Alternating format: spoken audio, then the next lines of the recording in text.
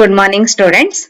You are welcome to session 17th of the unit first, that is Indian Contract Act 1872. Students, in the last class we have studied regarding performance of a contract. We have studied the meaning of performance of the contract and the two types of performance of the contract, isn't it? In today's class, we are going to study discharge of contract and also the different modes of discharge of contract. Okay. This is a little bit bigger concept. Okay. Discharge of contract means what? Discharge of a contract means the termination of the contractual relationship between the contracting parties. See, when two parties enter into an agreement, then a contractual relationship will arise between them. So, each one has some rights and obligation, isn't it? So, they are legally binded. So, they have legal relationship or contractual relationship. If that legal relationship or contractual relationship comes to an end, that is called discharge of contract. Discharge or termination means coming to an end. ಅಂದ್ರೆ ಅವರ contracting ಪಾರ್ಟೀಸ್ಗಳ ಮಧ್ಯದಲ್ಲಿ ಇರುವಂತಹ contractual relationship ಮುಗಿದು ಹೋದ್ರೆ that itself is called discharge or termination of the contract. A contract is said to be discharged when the rights and the obligations of the contracting parties arising out of the contract are come to an end. ಆ ಕಾಂಟ್ರಾಕ್ಟಿನಲ್ಲಿ ಆ ಎರಡು ಪಾರ್ಟಿಗಳ ಮಧ್ಯದಲ್ಲಿ ಹುಟ್ಟಿರುವಂತಹ legal obligation ಹಾಗೂ rights ಅವೆರಡೂ ಮುಗಿದು ಹೋದ್ರೆ ಅದನ್ನ ಏನಂತ ಕರಿತೀವಿ? ಡಿಸ್ಚಾರ್ಜ್ ಆಫ್ ಕಾಂಟ್ರಾಕ್ಟ್ ಅಂತ ಕರಿತೀವಿ. So students, discharge of a contract means termination of the contractual relationship between the contracting parties. When the rights and the obligations of the contracting parties which was arised out of the contract are come to an end, then this is called discharge of contract. Okay. There are different modes of discharge of contract. Contract discharge ಆಗಬೇಕಾದ್ರೆ ಬೇರೆ ಬೇರೆ mode ಇದೆ, ವಿಧಾನಗಳಿದೆ. ಆಯ್ತಾ? There are 6 modes of discharge of contract.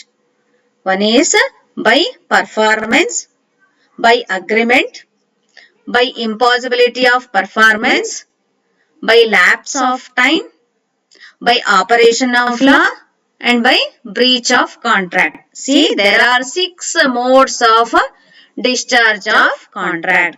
A contract may be discharged by any of the 6 modes. ಈ 6 model ಯಾವುದೋ ಒಂದು ಮೋಡಿಂದ ಏನಾಗಿರಬಹುದು? ಅದು ಡಿಸ್ಚಾರ್ಜ್ ಆಗಿರಬಹುದು ಅಥವಾ ಆಗಬಹುದು. We shall see the modes of discharge of contract one by one in detail. Okay. The first one is discharge by performance. In the yesterday's class, actually you have learned this. Discharge by performance. Actual performance, attempted performance anta. There are two types of discharge of a contract under discharge by performance. When both the parties to a contract fulfill their respective obligations, such a contract or such a discharge is called discharge by performance. Okay. When both the parties to a contract fulfill their part of obligation, ಅವರವರ ಜವಾಬ್ದಾರಿನ ಅವರು ಮಾಡಿ ಮುಗಿಸಿದ್ರೆ, promise ಅನ್ನ ಮಾಡಿ ಮುಗಿಸಿದ್ರೆ ಆ contract ಅಲ್ಲಿ, it amounts to performance. ಅದರಲ್ಲೂ ಏನಾಗುತ್ತದು actual performance ಆಗತ್ತೆ. So by actual performance a contract can be discharge. ಏನು ಆಬ್ಲಿಗೇಷನ್ ಇತ್ತೋ ಆ ಆಬ್ಲಿಗೇಷನ್ ಅನ್ನು ಎರಡೂ ಪಾರ್ಟಿಗಳು ಮಾಡಿದ ಕೂಡಲೇ ಏನಾಗ್ಬಿಡತ್ತೆ, ಕಾಂಟ್ರಾಕ್ಟ್ ಡಿಸ್ಚಾರ್ಜ್ ಆಗಿ ಹೋಗ್ಬಿಡತ್ತೆ. A promised to paint B's house in return for certain amount, okay, for 10,000 rupees. A had painted B's house and B had paid the amount. Okay, now both of their obligation is performed. So contract is discharged by performance, that is by actual performance. Likewise, another performance is there, that is attempted performance, that is also called as tender performance. When a party to a contract offered to perform his part of obligation, ಒಂದು party ತಾನು ಮಾಡಬೇಕಾದಂತ obligation ಅನ್ನ ಮಾಡೋದಕ್ಕೆ offer ಮಾಡ್ತಿದ್ದಾನೆ, but other party to the contract is not accepting that offer. In the same above example, A went to B's house for painting, okay, but B is not allowing him to paint. Here there is an attempted performance from the part of A, isn't it? So here also contract is discharged because A had offered to perform his part of obligation. So this is tender performance. So a contract can be discharged by tender or attempted performance. Got the point? Next way, another mode of discharge of contract is discharge by mutual agreement. Students, a contract is created by mutual agreement, isn't it? A contract is created by mutual agreement. Likewise, it can also be discharged by mutual agreement between the parties. ನೋಡಿ ಮಕ್ಕಳೇ, agreement ಮಾಡ್ಕೊಂಡೆ contract ಹುಟ್ಟುವಂಥದ್ದು ಅಲ್ವಾ. Contract is created by agreement. ಹಾಗೇನೆಯ ಅದೇ ತರ mutual agreement ಮಾಡ್ಕೊಂಡೆಯ ಒಂದು contract ಅನ್ನ ಡಿಸ್ಚಾರ್ಜ್ ಸಹ ಮಾಡಬಹುದು. Okay, what are the different ways of discharge by mutual agreement? We shall see. One is by novation. One is by novation. Novation means substituting a new contract for an existing contract. ಮಕ್ಕಳೇ ನೋಡಿ, mutual agreement ಅಲ್ಲಿ ಏನಾಗುತ್ತೆ ಅಂದ್ರೆ ಎರಡೂ party ಪರಸ್ಪರ agreement ಮಾಡಿಕೊಂಡು ಆ contract ಅನ್ನ ಡಿಸ್ಚಾರ್ಜ್ ಮಾಡ್ಕೊಳ್ಳೋದು. ಕಾಂಟ್ರಾಕ್ಟ್ ಗೆ ಅರೈಸ್ ಆಗಿದ್ದು ಅವರು ಹೇಗೆ ಮ್ಯೂಚುವಲ್ ಅಗ್ರಿಮೆಂಟ್ ಇಂದ, ಹಾಗೆ ಆ ಕಾಂಟ್ರಾಕ್ಟ್ ಅನ್ನ ಡಿಸ್ಚಾರ್ಜ್ ಸಹ ಹೇಗ್ ಮಾಡ್ಕೋಬಹುದು, by mutual agreement. Okay, so one way is by novation. Novation means what? Substituting a new contract for an existing contract. Already ಒಂದು ಕಾಂಟ್ರಾಕ್ಟ್ ಇದೆ, ಆ ಕಾಂಟ್ರಾಕ್ಟ್ ಅನ್ನ ಸಬ್ಸ್ಟಿಟ್ಯೂಟ್ ಮಾಡ್ತಿದ್ದಾರೆ, ಮತ್ತೊಂದು ಮಾಡ್ತಿದ್ದಾರೆ ಅದ್ರ ಬದ್ಲಿಗೆ. ಎಕ್ಸಿಸ್ಟಿಂಗ್ ಕಾಂಟ್ರಾಕ್ಟ್ ನ ಬದ್ಲಿಗೆ ನ್ಯೂ ಕಾಂಟ್ರಾಕ್ಟ್ ಅನ್ನ ಸಬ್ಸ್ಟಿಟ್ಯೂಟ್ ಮಾಡಿದ್ರೆ ಅದನ್ನ ನೊವೇಷನ್ ಅಂತ ಕರಿತೀವಿ. Example of novation is, see A owes 5,000 rupees to B, okay, and B owes 5,000 rupees to C. A B ಗೆ 5,000 ರೂಪಾಯಿ ಕೊಡ್ಬೇಕಾಗಿದೆ, ಹಾಗೆ B C ಗೆ 5,000 ರೂಪಾಯಿ ಕೊಡ್ಬೇಕಾಗಿದೆ. ಬೈ ಮ್ಯೂಚುವಲ್ ಅಗ್ರಿಮೆಂಟ್ ಮಾಡಿಕೊಂಡು A B ಯ ಮಧ್ಯದಲ್ಲಿ ಇರುವಂತಹ ಕಾಂಟ್ರಾಕ್ಟ್ ಅನ್ನ ಬಿಟ್ಟು, ಹಾಗೆ B ಗೂ ಮತ್ತೆ C ಗೂ ಮಧ್ಯದಲ್ಲಿ ಇದ್ದಂತಹ ಕಾಂಟ್ರಾಕ್ಟ್ ಅನ್ನ ಬಿಟ್ಟು ಏನ್ ಮಾಡ್ಕೋತಾರೆ, A ಮತ್ತೆ C ಕಾಂಟ್ರಾಕ್ಟ್ ಮಾಡ್ಕೊಂಡು ಡೈರೆಕ್ಟ್ ಆಗಿ A 5,000 ರೂಪಾಯಿನ C ಗೆ ಕೊಟ್ಬಿಡೋದು ಅಂತ ಮಾಡ್ಕೊಂಡ್ರೆ this is an example of novation. Okay, this is an example of novation. So novation ಅಲ್ಲಿ ಓಲ್ಡ್ ಕಾಂಟ್ರಾಕ್ಟ್ ಬದಲಿಗೆ ಹೊಸದೊಂದು ಕಾಂಟ್ರಾಕ್ಟ್ ಹುಟ್ಕೊಳ್ಳುತ್ತೆ. Okay, that is novation. Another one way is by alteration. Novation ಅಲ್ಲಿ parties same ಇರ್ಬೋದು, parties different ಆಗ್ಬೋದು. Okay, but in case of alteration ಅದೇ parties ಗಳ ಮಧ್ಯದಲ್ಲಿ ನಡಿಬೇಕು. Alteration means change of one or more of the material terms of a contract. Change of one or more of the material terms of a contract with the consent of all the parties. Okay, ಇಲ್ಲಿ parties same ಇರ್ತಾರೆ, ಆಯ್ತಾ, ಆದ್ರೆ ಆ contract ಅಲ್ಲಿ ಇರುವಂತಹ ಕೆಲವೊಂದು material terms ಅನ್ನ ಏನ್ ಮಾಡ್ಕೊಳ್ತಾರೆ, ಹೆಚ್ಚು ಕಮ್ಮಿ ಮಾಡ್ಕೋತಾರೆ, ಚೇಂಜ್ ಮಾಡ್ಕೋತಾರೆ. ಓಕೆನಾ, that is called alteration. Alteration ಅಂದ್ರೆ ನಿಮಗೆ ಗೊತ್ತಿದೆ, ಇರೋದಲ್ಲಿ ಒಂದ್ ಸ್ವಲ್ಪ ಬದಲಾವಣೆ ಮಾಡ್ಕೊಳ್ಳೋದು. ಆಯ್ತಾ, ಎಕ್ಸಾಂಪಲ್ ಎ ಬಿ ಇಬ್ರು ಮಧ್ಯದಲ್ಲಿ ಕಾಂಟ್ರಾಕ್ಟ್ ಆಗಿರುತ್ತೆ to supply 100 tons of A grade cotton. A ಮತ್ತೆ ಬಿ ಮಧ್ಯದಲ್ಲಿ ಉಂಟಾಗಿರುವಂತಹ ಒಂದು ಕಾಂಟ್ರಾಕ್ಟ್. ಓಕೆ, ಆದರೆ ಅದನ್ನ ಆಲ್ಟ್ರೇಷನ್ ಮಾಡಿಕೊಂಡು 50 tons ಎ ಗ್ರೇಡ್ ಕಾಟನ್ ಬರ್ಲಿ, another 50 tons B grade cotton ಬರ್ಲಿ ಅಂತ ಹೇಳಿ ಏನಾರು ಅವರು ಮತ್ತೆ ಚೇಂಜ್ ಮಾಡ್ಕೊಂಡ್ರೆ that amounts to alteration. That amounts to alteration because parties remains the same.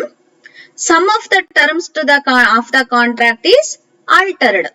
Change ಮಾಡಿದ್ರು. That is alteration. See, another one way is there. That is by rescission. ಏನಂತೆ? Rescission. Rescission means cancellation of all or some of the terms of the contract. Original contract ನಲ್ಲಿರುವ ಎಲ್ಲ terms ಅನ್ನ ಅಥವಾ some of the terms ಅನ್ನ ಏನ್ ಮಾಡ್ಕೊಬಹುದು, cancel ಮಾಡ್ಕೊಂಡ್ರೆ with the consent of all the parties to the contract. Such discharge of contract is called discharge by ರಿಸೇಷನ್.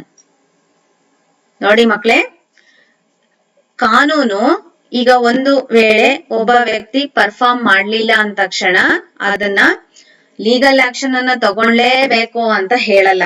That depends to the parties.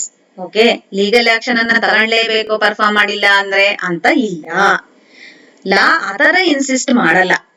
ಓಕೆನಾ, ಹಾಗಾಗಿ ಯಾವ್ದೋ ಕಾರಣದಿಂದ ಪರ್ಫಾರ್ಮೆನ್ಸ್ ಮಾಡಕ್ ಆಗಲ್ಲ ಅಂದ್ರೆ ಪಾರ್ಟೀಸ್ ಏನ್ ಮಾಡ್ಕೋಬಹುದು, ಮತ್ತೆ ಮ್ಯೂಚುವಲ್ ಅಗ್ರಿಮೆಂಟ್ ಮಾಡ್ಕೊಂಡು ಇಷ್ಟ ಟರ್ಮ್ಸ್ ಅನ್ನ ಕ್ಯಾನ್ಸಲ್ ಮಾಡ್ಕೊಂಡ್ಬಿಡೋಣ, ಅಥವಾ ಫುಲ್ ಇಡೀ ಕಾಂಟ್ರಾಕ್ಟ್ ಅನ್ನು ಕ್ಯಾನ್ಸಲ್ ಮಾಡ್ಕೊಳ್ಳೋಣ ಅಂತ ಮಾಡ್ಬೋದು. That is called recession.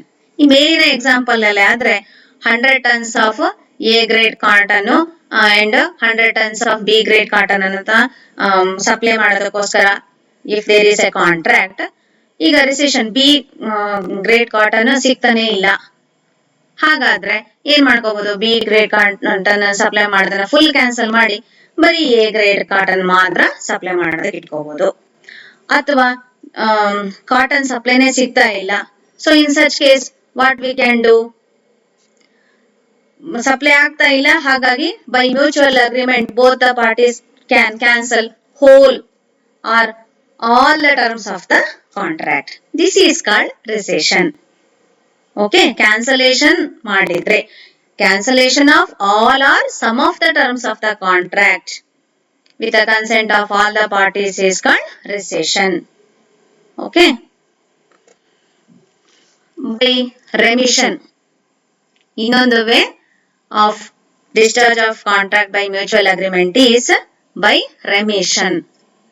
Remission means the acceptance of lesser sum than what was contracted for in discharge of the whole debt. It is the acceptance of lesser sum than what was contracted for in the discharge of the whole debt. For example, A owes to B 5,000. A owes to B 5,000, and on the date when it has to be performed, A paid 3,000 rupees in place of 5,000 and B has accepted the same in full satisfaction of the debt. 5,000 ರೂಪಾಯಿ ಕೊಡ್ಬೇಕಾಗಿತ್ತು A ಬಿಗೆ, ಆದ್ರೆ ಯಾವತ್ತು ಕೊಡ್ಬೇಕಾಗಿತ್ತು ಆ ದಿನ ಆ place ಅಲ್ಲಿ 5,000 ಬದಲಿಗೆ 3,000 ರೂಪಾಯಿ ಕೊಟ್ಟ. ಬಿನು ಅದನ್ನ ಆಕ್ಸೆಪ್ಟ್ ಮಾಡ್ಕೊಂಡು ಆಯ್ತು ನಮ್ಮ ಕಾಂಟ್ರಾಕ್ಟ್ ಅನ್ನ ಮುಗಿಸೋಣ ಅಂತ ಅನ್ಕೊಂಡ. This is called remission. Okay, ಈಗ old contract for paying 5,000 rupees ಇತ್ತಲ್ಲ, that contract will be discharged even though he had paid 3,000 rupees in full settlement of the whole debt. Got the point? So next way by mutual agreement is by waiver. Waiver means intentional giving up of a right which a person is entitled to under a contract. See, you know, under a contract, both the parties have some rights and some legal obligation. Isn't it? They have some rights and some obligation. If one party is intentionally giving up his right, then it amounts to waiver or waiving anta karitivi. Example, A promised B to repair B's radio. A B ಗೆ promise ಮಾಡಿದಾನೆ B ಯ ರೇಡಿಯೋನ repair ಮಾಡ್ಕೊಡ್ತೀನಿ ಅಂತ. After some days, B is saying that not to repair the radio as it is old one. He doesn't want to get it repair. So B ಯ right ಏನಿತ್ತು ಈ contract ಅಲ್ಲಿ? To get his radio repaired ಅಲ್ವಾ? But B ಏನ್ ಮಾಡ್ತಾ ಇದ್ದಾನೆ? He is giving up his right of getting the radio repaired. That is called waiving. So by waiver, a contract can be discharged.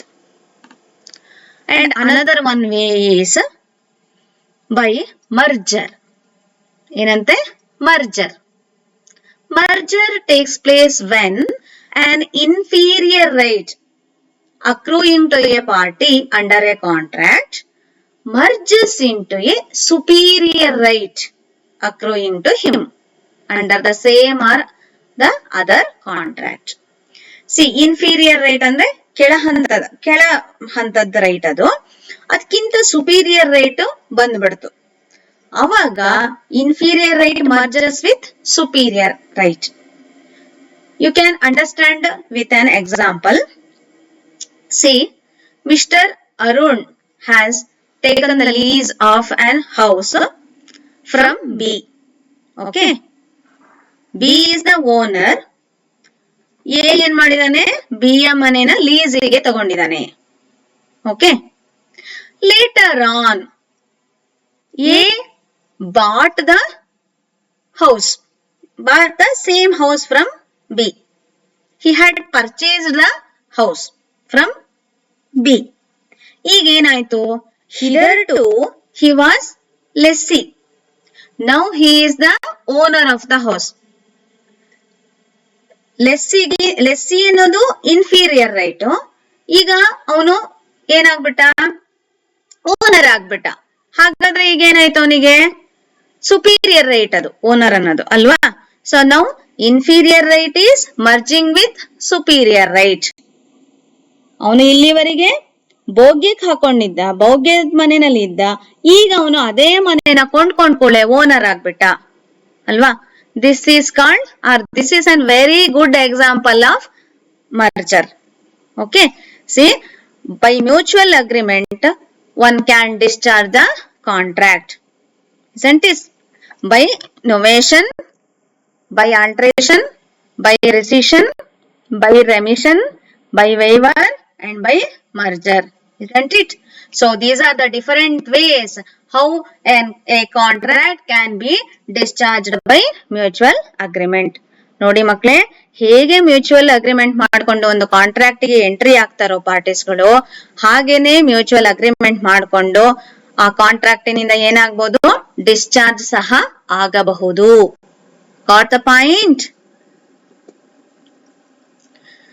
Third mode of discharge of a contract is discharge by impossibility of performance. ಏನಂತೆ? Discharge by impossibility of performance. ಅಂದ್ರೆ ಆ contract performance ಮಾಡೋದಕ್ಕೆ ಆಗೋದೇ ಇಲ್ಲ ಅಂತಂದ್ರೆ ಅವಾಗ್ಲೂ contract ಏನಾಗ್ಬಿಡತ್ತೆ? Discharge ಆಗತ್ತೆ. Impossibility of performance makes a contract void and the parties to the contract will be discharged from their obligation. ಇದು ಕೆಲವೊಂದ್ಸತಿ at the time of entering into the contract impossibility ಆಗಿರುತ್ತೆ and both the parties knew it is impossible anta. Sometimes it may be existed, impossibility of performance may be existed at the time of entering into the agreement, but both the parties didn't know. ಇನ್ನೊಂದು case impossibility of performance existed at the time of agreement, one party knows it and another party doesn't know it. Okay, and last one is subsequent impossibility. ಅಂದ್ರೆ contract ಮಾಡುವಾಗ possibility ಇರುತ್ತೆ, but afterwards when it is beyond the control of the contracting parties, it becomes impossible. For example, A and B coming into an agreement that both will marry. Okay, after some days B has become mad. ಈಗ ಮದ್ವೆ ಆಗೋದಕ್ಕಾಗಲ್ಲ ಅಲ್ವಾ? It is impossible to marry a madman, isn't it? So because of subsequent impossibility, ಅಂದ್ರೆ ಕಾಂಟ್ರಾಕ್ಟಿನ entry ಆಗೋ time ಅಲ್ಲಿ possibility ಇತ್ತು, but now it is impossible to perform because of subsequent impossibility of the performance. So impossibility of performance also makes a contract discharged. Okay, sometimes it becomes void and sometimes it becomes void ab initio. Okay, ಒಟ್ನಲ್ಲಿ void ಆಗತ್ತೆ ಯಾವುದು? Impossibility of performance. ಅದನ್ನ perform ಮಾಡಕ್ಕೆ ಬರ್ದೇ ಇರುವಂತ ಸ್ಥಿತಿ ಬಂದಾಗ ಅದೇನಾಗ್ಬಿಡತ್ತೆ? ಇಂಪಾಸಿಬಲ್ ಆಗತ್ತೆ. ಓಕೆ, ಅವಾಗಲೂ ಡಿಸ್ಚಾರ್ಜ್ ಆಗಿ ಹೋಗ್ಬಿಡತ್ತೆ contract. So contract will be discharged by impossibility of performance. Next, fourth mode, ನಾಲ್ಕನೇ mode discharge by lapse of time. Lapse of time. If a contract is not performed by the promisor and if no action is taken by the promisee against the promisor. See, if a contract is not performed by the promisor perform ಮಾಡಿಲ್ಲ ಹಾಗೆ, and if no action is taken by the promisee against him, ಈ ಕಡೆ party ಯಾವ ಏನೋ action ಅನ್ನು ತಗೊಂಡಿಲ್ಲ. in a court of law within the period of limitation the contract is discharged. Means, see, if in a contract one party has not performed his part of obligation, okay, then the other party has to take, he has all the option to take what? He has an option to take legal action in the court of law, isn't it? But it should be within a period of limitation. ಅಂದ್ರೆ ಅದಕ್ಕೊಂದು ಕಾಲದ ಮಿತಿ ಇದೆ, ಅಷ್ಟೊಳಗೆ ಅವನು ಏನ್ ಮಾಡ್ಬೇಕು? Legal action ಅನ್ನ ತಗೋಬೇಕು. ತಗೊಂಡಿಲ್ಲ ಅಂದ್ರೆ ಏನಾಗುತ್ತೆ? Contract will be discharged. Okay, so if a contract is not performed by the promisor and no action is taken by the promisee against him in the court of law within a period of limitation, the contract is discharged. See, under the Limitation Act, ಈಗ under ordinary debt ಅಲ್ಲಿ A had advanced loan of rupees 50,000 to B. Okay, ordinary advance ಅಲ್ಲಿ ಕೊಟ್ಟಿದ್ದಾನೆ 50,000 ರೂಪಾಯಿ. ಈಗ within 3 years he has to pay it back ಅಂತ, ಅಂದ್ರೆ limitation ಇದು. ಅವನು ಅಷ್ಟ್ರೊಳಗೆ ಅವನು ಕೊಟ್ಟಿಲ್ಲ ಅಂತ ಆದ್ರೆ A has to take legal action. ಅವನು ಲೀಗಲ್ ಆಕ್ಷನ್ ಅನ್ನ ತಗೊಂಡಿಲ್ಲ ಅಂದ್ರೆ ಪೀರಿಯಡ್ ಆಫ್ ಲಿಮಿಟೇಷನ್ ಆಕ್ಟ್ ಪ್ರಕಾರ ಒಂದಷ್ಟು ದಿವಸ ಆದ್ಮೇಲೆ ಅದೇನಾಗ್ಬಿಡುತ್ತೆ? ಲ್ಯಾಪ್ಸ್ ಆಗೋಗುತ್ತೆ. ಅಂದ್ರೆ ಅವನ ಮೇಲೆ ಲೀಗಲ್ ಆಕ್ಷನ್ ಅನ್ನ ತಗೊಳ್ಳುವಂತಹ ರೈಟ್ ಅನ್ನ ಕಳ್ಕೊಂಡ್ಬಿಡ್ತಾನೆ. ಯಾರು? ಹಣವನ್ನ ಕೊಟ್ಟವನು, ಅಡ್ವಾನ್ಸ್ ಮಾಡಿದವನು, ಕ್ರೆಡಿಟರ್ ಅಲ್ವಾ. ಸೊ 3 years ಒಳಗೇನೆ ಅವನು ಲೀಗಲ್ ಆಕ್ಷನ್ ಅನ್ನ ತಗೋಬೇಕು. ಲೀಗಲ್ ಆಕ್ಷನ್ ಅನ್ನ ತಗೊಂಡಿಲ್ಲ ಅಂದ್ರೆ ಅದು ಲ್ಯಾಪ್ಸ್ ಆಫ್ ಟೈಮ್ ಆಗಿ ಹೋಗ್ಬಿಡತ್ತೆ. ಡೇಟ್ ಬಾರ್ ಅಂತ ಹೇಳ್ತೀವಿ ನಾವು ಮಾಮೂಲಿಯ ಮಾತಲ್ಲಿ, ಆಯ್ತಾ. So if a contract is not performed by the promisor and if no legal action is taken by the promisee within a period of limitation then the contract will be discharged. ಅದು ಒಂದು ದಾರಿ contract discharge ಆಗಕ್ಕೆ. Next, fifth mode of discharge of contract is discharge by operation of law. ಅಂದ್ರೆ ಕಾನೂನೇ ಏನ್ ಮಾಡ್ಬಿಡತ್ತೆ, ಇದನ್ನ discharge ಮಾಡ್ಬಿಡತ್ತೆ. In which case we will see. Contract comes to an end by the operation of law in case of death. ಅಂದ್ರೆ ಆ contracting party death ಆದ್ರೆ, insolvent ಆದ್ರೆ, ಇನ್ನು ಕೆಲವೊಂದ್ಸತಿ ಮರ್ಜರ್ ಆಗ್ಬಿಟ್ರೆ, ಅದರಲ್ಲಿ ಅನ್ಆಥರೈಸ್ಡ್ ಆಗಿ ಮೆಟೀರಿಯಲ್ ಆಲ್ಟ್ರೇಷನ್ ಮಾಡ್ಬಿಟ್ರೆ, ಇಂಥ ಸಂದರ್ಭದಲ್ಲಿ ಕಾನೂನೇ ಏನ್ ಮಾಡ್ಬಿಡತ್ತೆ, ಅದನ್ನ ಡಿಸ್ಚಾರ್ಜ್ ಮಾಡತ್ತೆ. ಇನ್ ಕೇಸ್ ಆಫ್ ಡೆತ್ ಅಂದ್ರೆ ಫಾರ್ ಎಕ್ಸಾಂಪಲ್ ಒಬ್ಬ ಎ ಅನ್ನೋನೊಬ್ಬ ಶಿಲ್ಪಿ, ಆಯ್ತಾ, ಕಲ್ಲನ್ನ ಕೆತ್ತಿ ಸುಂದರವಾದ ಮೂರ್ತಿಯನ್ನ ಮಾಡೋನು.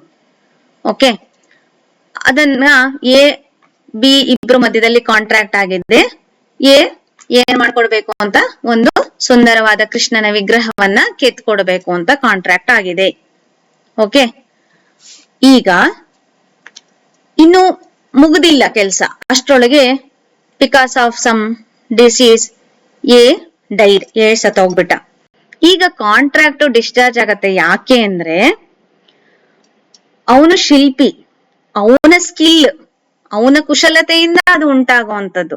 ಹಾಗಾಗಿ ಅವನು ಮಗ ಮಾಡ್ಕೊಡ್ಬೇಕು, ಅವನ ಹೆಂಡತಿ ಮಾಡ್ಕೊಡ್ಬೇಕು, ಅವನ ಲೀಗಲ್ ರೆಪ್ರೆಸೆಂಟೇಟಿವ್ ಆ ಕೃಷ್ಣನ ವಿಗ್ರಹನ ಕೆತ್ಕೊಡ್ಬೇಕು ಅಂತ ಹೇಳೋದಕ್ ಬರಲ್ಲ. Because this action involves personal skill of that particular person.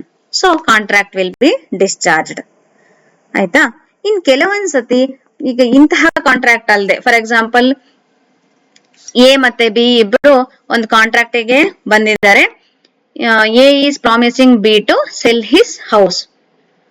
Before selling his house A died. But ಇದು ಪರ್ಫಾರ್ಮ್ ಆಗತ್ತೆ ಬಿಕಾಸ್ ಎಸ್ ಲೀಗಲ್ ರೆಪ್ರೆಸೆಂಟೇಟಿವ್ ಇರ್ತಾರಲ್ಲ, ಅವ್ರು ಏನ್ ಮಾಡ್ಬೇಕು, ಅದನ್ನ ಸೇಲ್ ಮಾಡಬೇಕು ಆಕ್ಚುಲಿ. ಓಕೆ, ಆದ್ರೆ when in case which involves personal skill and experience ಇರುತ್ತಲ್ಲ, ಅದ್ರಲ್ಲಿ ಇದು ಅಪ್ಲೈ ಆಗಲ್ಲ. ಸೊ ಅಂತ ಕೇಸಲ್ಲಿ by death the contract will be discharged.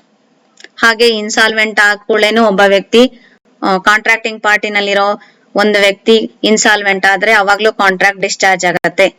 Merger ನಾನು ಅವಾಗ ಎಕ್ಸ್ಪ್ಲೈನ್ ಮಾಡಿದೆ ನಿಮ್ಗೆ.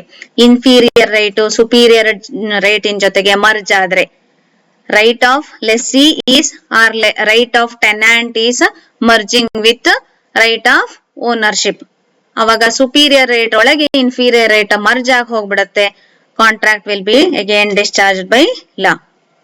ಇನ್ ಸಮ್ ಟೈಮ್ಸ್ ಈಗ ಆಲ್ಟ್ರೇಷನ್ ನಮಗ್ ಗೊತ್ತು, alteration should be done by mutual agreement between the parties, isn't it? But without mutual agreement, one of the party to the contract made some material alteration unauthorizedly, and without taking the consent of the other party, that amounts to unauthorized material alteration. ಹಾಗಾದ್ರೂ ಕಾನೂನಿನ ಇದು ನಾನು ಮಾಡಿರೋದು mutual agreement ಇಲ್ದೇನೆ alter ಮಾಡ್ಬಿಟ್ಟಿದ್ದಾನೆ, ಹಾಗಾಗಿ ನಾನು ಮಾಡಲ್ಲ ಅಂತ ಹೇಳಿ ಏನ್ ಮಾಡ್ಬೋದು, ಅವಾಗ ಡಿಸ್ಚಾರ್ಜ್ ಮಾಡ್ಬೋದು. This is by discharge by operation of law. ಓಕೆನಾ. And last mode is discharge by breach of contract. See, discharge by breach of contract ಏನ್ ಹಾಗಂದ್ರೆ, when a party to a contract either fails to perform, ಅಂದ್ರೆ ಮಾಡಕ್ ಆಗ್ಲೇ ಇಲ್ಲ ಅವನಿಗೆ, fails to perform or disables himself to perform his part of obligation is called discharge by breach of contract. See, when a party to a contract either fails to perform his obligation ಮಾಡಕ್ ಆಗ್ಲಿಲ್ಲ ಅವ್ನ್ application ಅನ್ನ perform ಮಾಡಕ್ಕೆ, R disables himself, ಇಲ್ಲ ಮಾಡಲ್ಲ ಅಂದ, ಓಕೆನಾ, ಅವಾಗ್ಲೂ ಸಹ ಏನಾಗತ್ತೆ, ಕಾಂಟ್ರಾಕ್ಟ್ ಬ್ರೀಚ್ ಆಗತ್ತೆ. A has contracted with B to sell his scooter, ಆಯ್ತಾ, ಅವನು ಸ್ಕೂಟರ್ ಅನ್ನು ಸೇಲ್ ಮಾಡ್ಲಿಲ್ಲ, ಅವಾಗ್ಲೂ ಬ್ರೀಚ್ ಆಯ್ತು. ಸ್ಕೂಟರ್ ಸೇಲ್ ಇವನು ಬಿಗೆ ಸೇಲ್ ಮಾಡಿದ್ರೆ ಸಿಗೆ ಸೇಲ್ ಮಾಡ್ಬಿಟ್ಟ ಅಂತ ಇಟ್ಕೊಳ್ಳಿ, ಅವಾಗ್ಲೂ ಏನಾಯ್ತು, ಕಾಂಟ್ರಾಕ್ಟ್ ಡಿಸ್ಚಾರ್ಜ್ ಆಗ ಹೋಗ್ಬಿಡತ್ತೆ, ಓಕೆನಾ. So breach of contract may be of two types, one is actual breach of contract, another one is anticipatory breach of contract. Okay, in case of actual breach of contract, party to a contract failed to perform his part, ಆಯ್ತಾ, ಅವನ obligation ಅನ್ನ ಅವನು perform ಮಾಡೋದಕ್ಕೆ ಏನಾದ, ವಿಫಲನಾದ, fail ಆದ. He is not supplying whatever the quantity of the goods he is required to supply. Supply ಮಾಡಬೇಕಿತ್ತು ಅಷ್ಟು ಕ್ವಾಂಟಿಟಿ ಆಫ್ ಗೂಡ್ಸ್ ಅನ್ನ ಸಪ್ಲೈ ಮಾಡಿಲ್ಲ. So here there is actual breach of contract. In anticipatory breach, it occurs when a party to a contract declares, ಘೋಷಣೆ ಮಾಡಿ ಹೇಳ್ಬಿಡ್ತಾನೆ, his intention of not performing the contract, ನಾನು ಮಾಡಲ್ಲ, ನಾನ್ ನಿನಗ್ sale ಮಾಡಲ್ಲ, ನನಗಿಷ್ಟು supply ಮಾಡಕ್ ಆಗಲ್ಲ ಅನ್ನೋದನ್ನ ಏನ್ ಮಾಡ್ತಾನೆ, ಘೋಷಿಸ್ತಾನೆ, ಹೇಳ್ತಾನೆ. That is called anticipatory breach of contract. Okay, so students, this is A little bit longer one, ತುಂಬಾ ಜಾಸ್ತಿ ಇದೆ ಈ concept.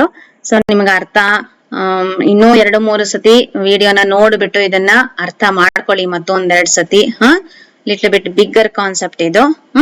Okay, okay students, we will discuss some of the multiple choice questions. The usual mode of discharge of contract is discharge by performance, agreement, lapse of time, operation of law. Substitution of a new contract for the existing one is called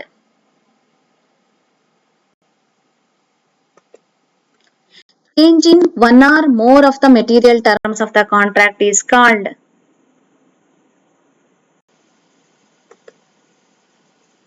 A is indebted to B and B is indebted to C. By mutual agreement, B's debt to C and A's debt to B is cancelled and C accepts A as his debtor. This is an example of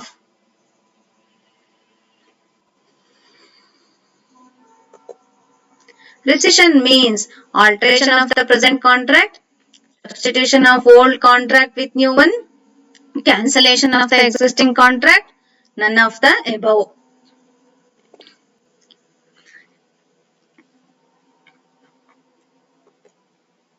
Okay, thank you. Thank you, students.